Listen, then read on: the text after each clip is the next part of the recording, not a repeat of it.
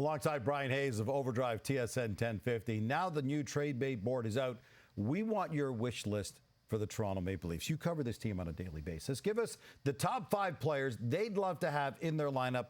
Let's begin at number 5. Number 5, I might shock the world here, Gino. I'm going with number 50 on the most updated trade bait board, UC Soros. UC Soros. Out of nowhere. Out of nowhere, right? The goaltending in this city with this team has been very inconsistent, very unpredictable. Ilya Samsonov has been a lot better recently, but there is still a lot of question marks around him yet. And the rest of the crease. But UC Soros, he erases all of that. His numbers have not been great this year, but throughout his career, he's a .917 save percentage. He's a stud. He steps in, can possibly do what Bobrovsky did for the Panthers last year. I have Soros at number 5. I'm going to stay in Nashville. Alex Carrier at 4. Now, this is a theme on this list for me, Gino. I'm looking at defensemen and specifically right-shot defensemen. Again, I would prefer big, bruising, physical. That is not Carrier, but he can skate, he can play, he's in his prime. I have Carrier at 4. Same theme. I'm going up to Philly. I got Sean Walker at 3. At this point, again, I think Brody's got to be on the left side. You know Morgan Riley's going to be on the left side. One of McCabe or Benoit on the left side. You need right-shot defensemen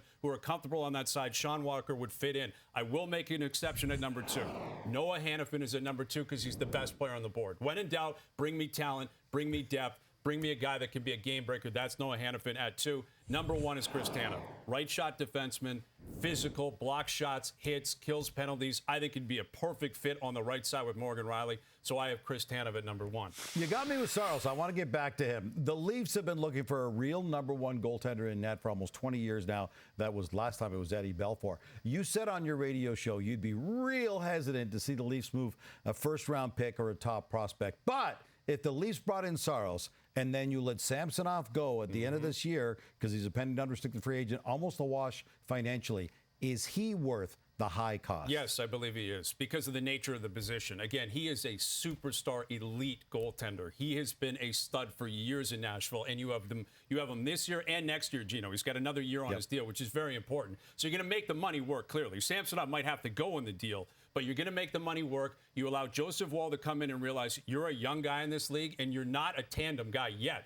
You are a backup that's going to learn the ropes with a guy like UC Soros. And when in doubt in playoff hockey, sometimes you simply need a better goaltender. Yeah. And I think it's burned the Leafs in the past with their current goaltending and goaltenders of the past like Freddie Anderson, Jack Campbell, and others. When in doubt, maybe you got to lean on that goaltender. UC Soros is a perfect example of that. So, yes, I would be reluctant to trade a first-round pick, Easton Cowan, other high-end prospects for other players on this list. Soros and a goaltender, stud goaltender, very different story. Let's get back to the theme you set up and the top 3 players on your list. Of course, all fit a theme. A defenseman capable of actually defending. If the Leafs can land 1 or 2 of those pieces on the back end, does that then make them a serious Stanley Cup contender this year? I don't think it's going to be determined on any of these players. I don't think they're one player and none of these players away from unlocking that, Gino.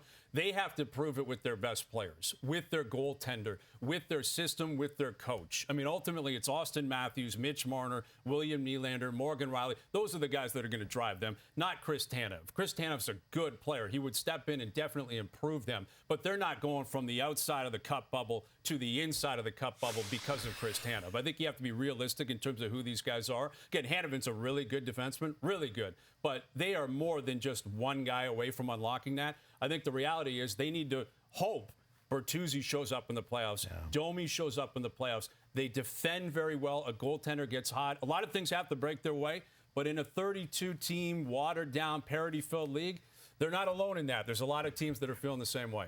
As it stands right now, the Leafs have the 10th best odds to win the Stanley Cup on FanDuel. They're tied with last year's champion, the Vegas Golden Knights.